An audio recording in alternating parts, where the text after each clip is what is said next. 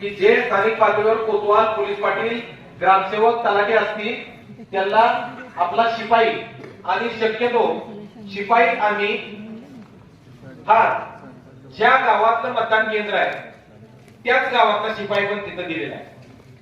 म्हणजे लोकल लेवलवर तुम्हाला तो सोयीचा व्हावा. तो शिपाई तिथं असेल त्यालाच विचारून घ्यायचं. फक्त आदल्या दिवशी ते चुन्याची फटकी मारायची, कुठं आहे काय हे आपण सगळी माहिती घेणं गरजेचं आहे. शिस्तबद्धपणा आणि निपक्षपातीपणा 100 मीटर लाईन त्याच्या आतमध्ये प्रचार करणे हा गुन्हा आहे. 200 मीटर लाईनच्या बाहेर हा आपला बीएलओ बसेल, त्याचबरोबर उमेदवाराचा बूथ असेल, एक टेबल 2 खुर्च्या ताडपत्री असेल. बेबंद वर्तुळ हा गुन्हा आहे. विशेष व्यक्तीस मतदान केंद्रातून बाहेर काढता येते. मी मागही सांगितलं की निवडणूक आयोगानं निवडणूक प्रक्रिया शांततेत पार पाडण्याकामी अमर्याद अधिकार हे निवडणूक विभागाला दिलेले आहे.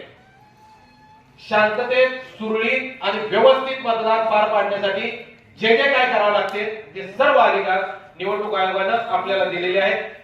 यामध्ये आपण साहित्य एखाद्या केंद्रावर किती वेळा भेटी देईल, बरोबर, आणि समजा पहिल्या भेटीला किंवा दुसऱ्या भेटीला त्याला जर का थांबायचा नाही, ज्यावेळी तो मतदान केंद्रात बसलेला असेल त्यावेळेस त्याचा पोलिंग एजंट कुठं असेल, बाहेर असेल.